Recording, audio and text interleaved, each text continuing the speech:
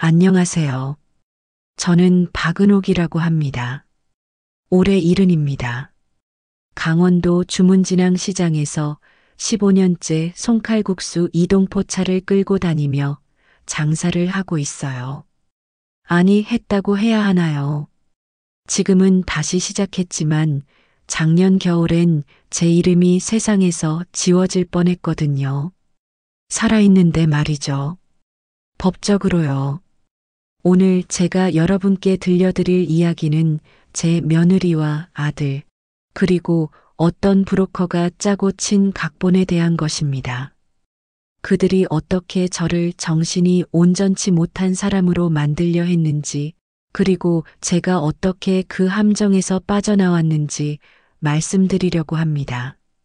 솔직히 말하면 지금도 믿기지 않아요. 내가 낳고 키운 자식이, 그것도 며느리라는 사람이 이럴 수 있나 싶어서요. 시작은 작년 가을이었어요. 며느리 배서린이가 유난히 다정해지기 시작했죠. 서린이는 원래 실버케어 컨설팅 회사에서 코디네이터로 일했어요. 노인분들 케어 계획 세우고 요양원이나 재가 서비스 연결해주는 일이었죠. 그러니까 노인들 다루는 데는 프로였던 거예요. 어머님, 건강검진 받으셔야죠. 어머님, 요즘 자꾸 깜빡하신다며? 병원 한번 가보세요. 이렇게 부드럽게 정말 효부처럼 말하는 거예요. 저는 사실 건강했어요. 매일 새벽 4시에 일어나서 칼국수 반죽 치대고 포차 끌고 시장 자리 잡고 저녁 9시까지 장사하고 힘들긴 했지만 정신은 멀쩡했죠. 손님 외상값도 다 기억하고 통장 정리도 매달 빠짐없이 했어요. 15년 동안 송칼국수 팔아서 모은 돈이 8천만 원 정도 됐어요. 보험금도 몇 개 있었고요. 작은 돈은 아니었죠. 그런데 서린이가 자꾸 이상한 얘기를 하기 시작했어요. 어머님, 어제 가스불 끄신 거 맞으세요? 제가 새벽에 나왔는데 켜져 있더라고요. 어머님, 현관문 열쇠는 어디 두셨어요? 찾으시느라 1시간 헤매셨잖아요. 처음엔 제가 정말 깜빡한 건가 싶었어요. 나이가 들면 그럴 수도 있다고 생각했죠. 그런데 이상한 일들이 계속됐어요. 제가 아끼던 비녀가 없어졌다가 며칠 뒤 소파 쿠션 밑에서 나왔어요. 전 거기에 둔 기억이 없는데 말이죠. 집안 곳곳에 가스 잠그기, 문단속 같은 포스트잇이 붙기 시작했고요.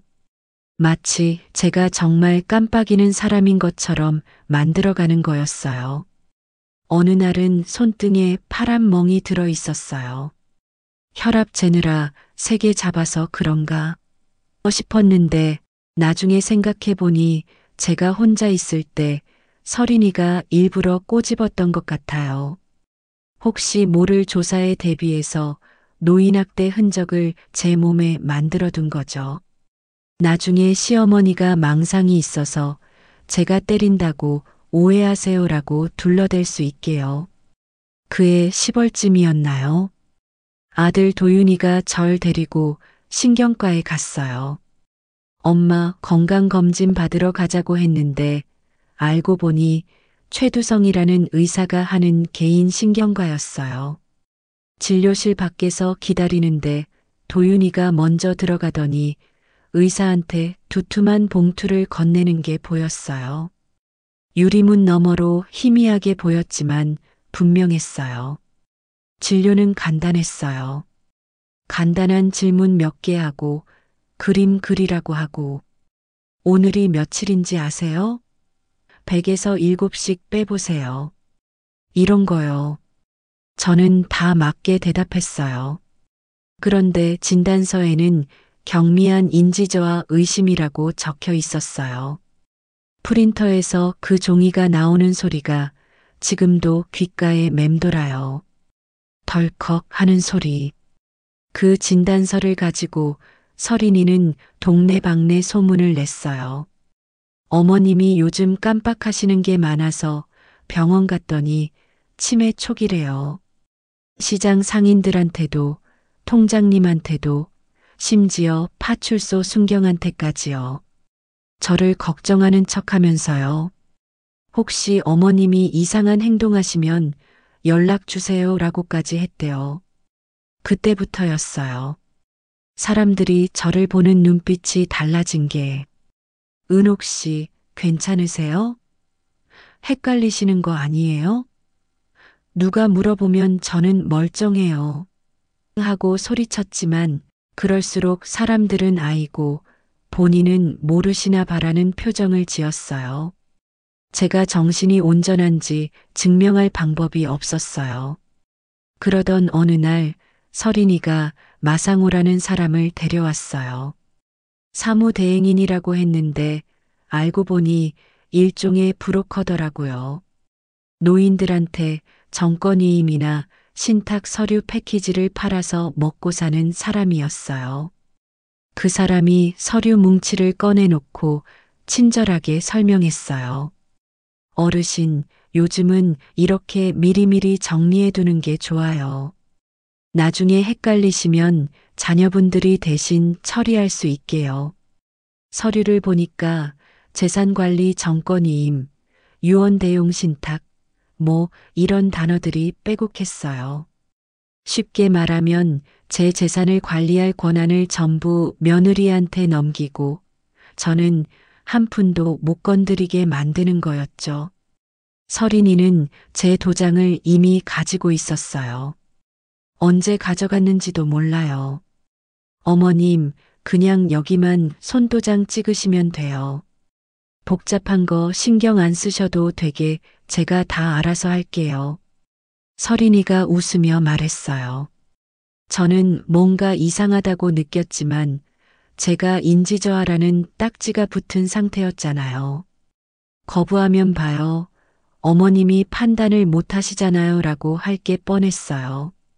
그때 제 손주 나온이가 저를 구했어요. 겉보기엔 그냥 순진한 9살 배기 아이였지만 그 아이는 관찰력이 남달랐어요. 엄마 아빠가 거실에서 나누는 대화를 몰래 태블릿으로 녹화하고 있었던 거예요. 그날도 테이블 밑에 태블릿을 숨겨두고 녹화 버튼을 눌러뒀대요. 나온이가 제 방에 몰래 들어와서 작은 목소리로 말했어요. 할머니, 이거 들어봐요. 이어폰을 제 귀에 꽂아주고 영상을 재생했어요. 거기에는 서린이와 마상호의 대화가 녹음되어 있었어요. 보험금만 정리되면 숨통 트여. 어머님 통장에 8천은 바로 빼고 인지저하 진단서 있으니까 나중에 문제 생겨도 어차피 법적 능력 없었던 거로 하면 돼. 어머님 정신만 조금만 더 흔들자. 주변에서 다들 치매라고 생각하게 만들어야 공증도 쉽게 나와. 제 심장이 멎는 줄 알았어요. 며느리가 제 아들의 아내가 이렇게 계획적으로 저를 망가뜨리고 있었다니요. 그것도 돈 때문에요. 제가 15년 동안 비바람 맞아가며 포차 끌고 다니며 모은 돈을 빼앗으려고 제 정신을 이상한 사람으로 만들고 있었던 거예요. 나온이가 제 손을 꼭 잡으며 말했어요. 할머니, 나 엄마 무서워요.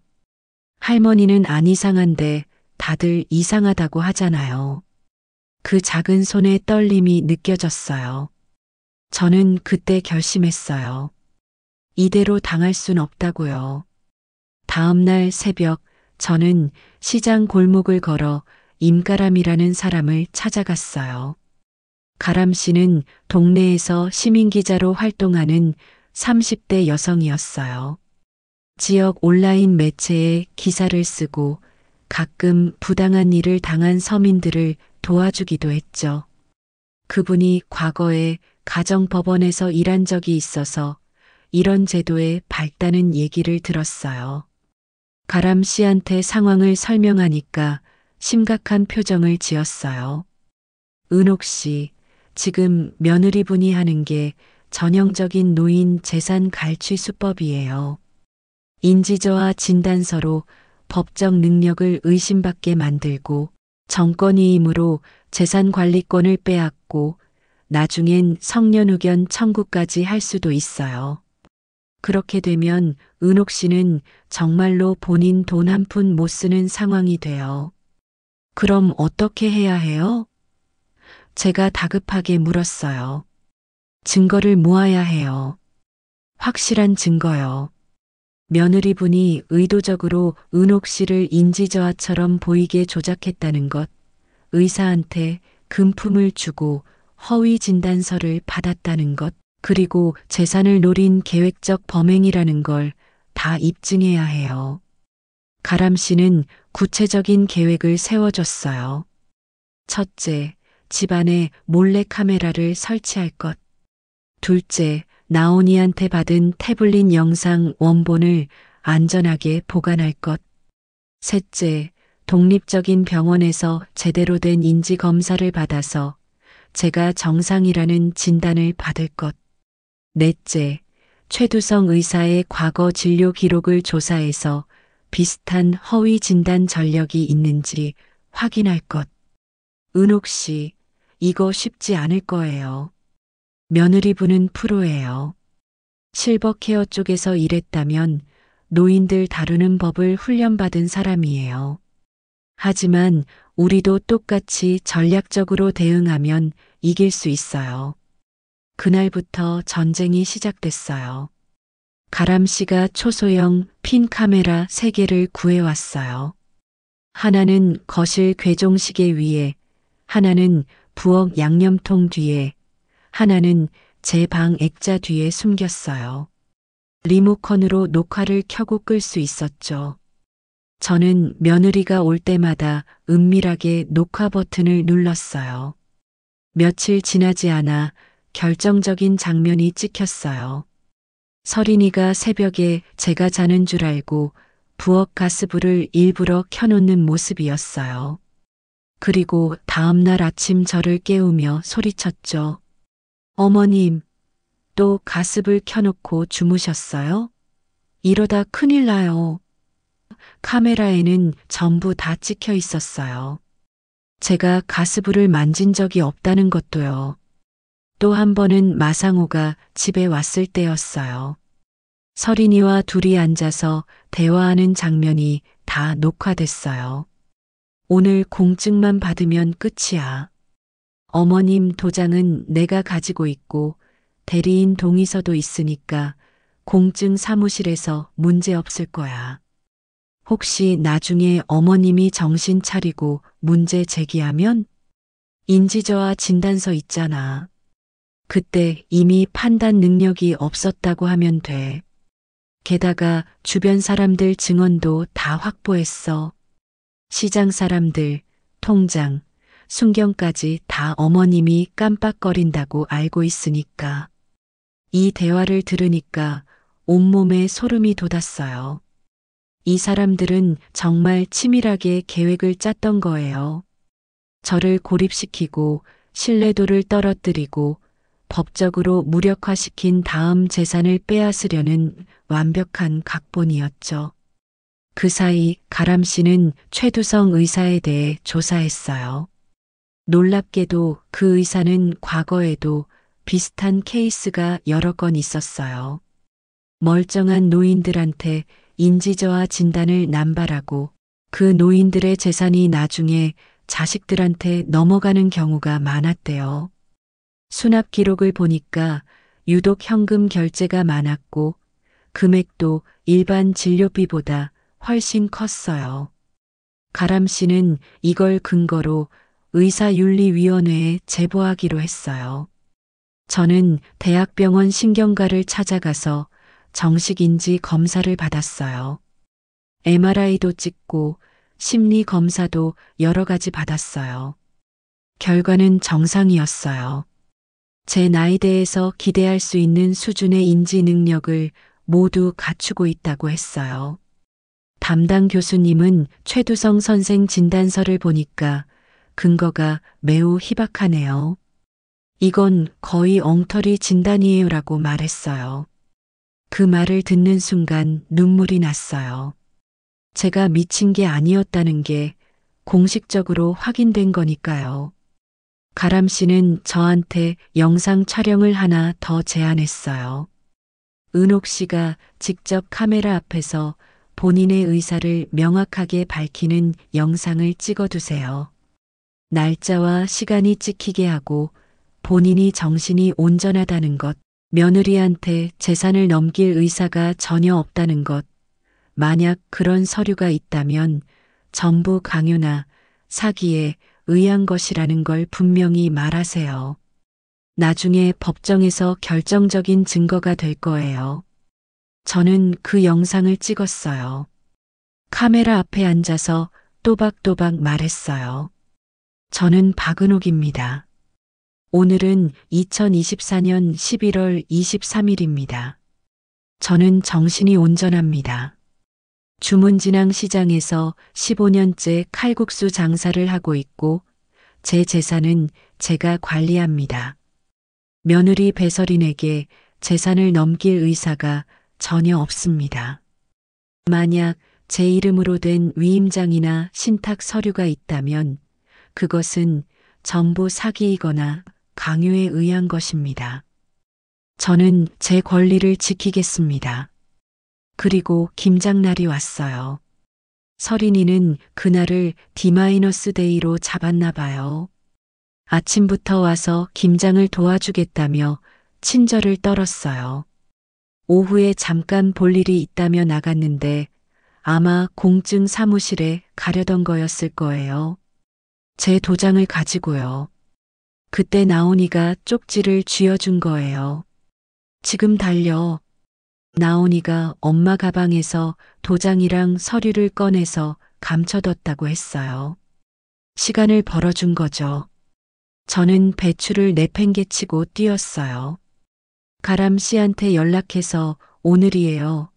지금 당장 움직여야 해요라고 말했어요. 가람 씨는 이미 준비가 되어 있었어요. 경찰, 변호사, 그리고 몇몇 증인들을 다 섭외해뒀대요. 우리는 역공을 시작했어요. 먼저 통장님과 시장 상인들, 파출소 순경을 제 집으로 불렀어요. 중요한 얘기가 있다고요. 서린이와 도윤이, 마상우도 다 모였어요. 서린이는 제가 뭘 하려는지 몰라서 여유로운 표정이었어요. 저는 거실 TV를 켰어요. 그리고 지난 몇 주 동안 찍어둔 영상들을 연속으로 재생했어요. 첫 번째 영상은 서린이가 새벽에 가스불을 켜는 장면. 두 번째는 서린이와 마상호의 공증 준비 대화. 세 번째는 도윤이가 의사한테 봉투 건네는 장면. 그리고 마지막으로 나온이가 태블릿으로 녹화한 보험금 정리되면 숨통 트여 대화. 방안이 조용해졌어요. 서린이의 얼굴이 새하얘졌고 도윤이는 고개를 숙였어요. 통장님과 순경은 충격받은 표정이었죠. 저는 미치지 않았습니다.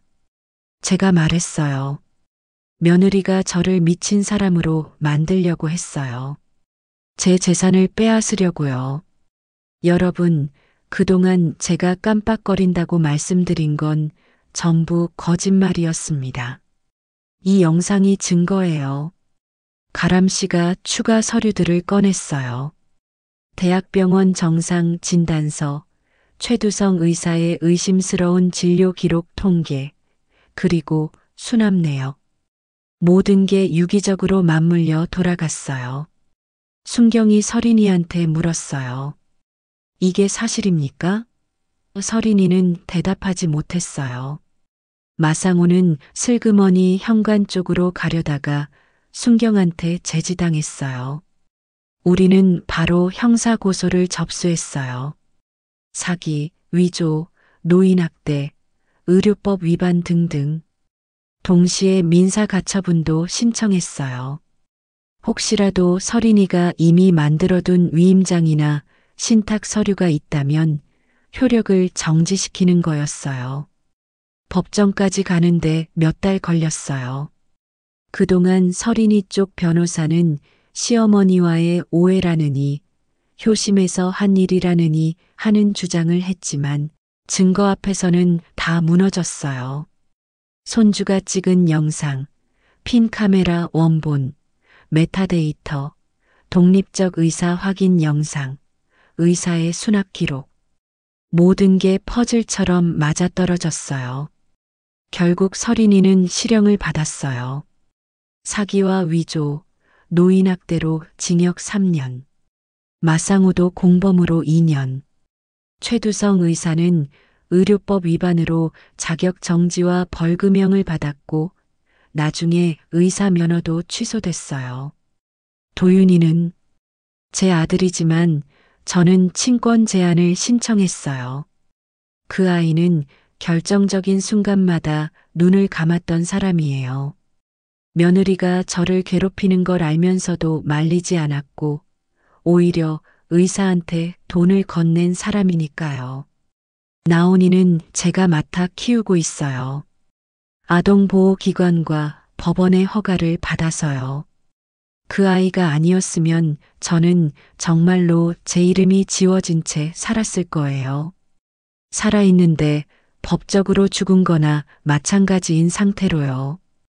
재판이 끝나고 나서 주문진앙 시장으로 돌아왔어요. 손칼국수 포차를 다시 꺼냈어요. 처음엔 손님들이 조심스러워했어요. 그 소문을 다들 알고 있었으니까요.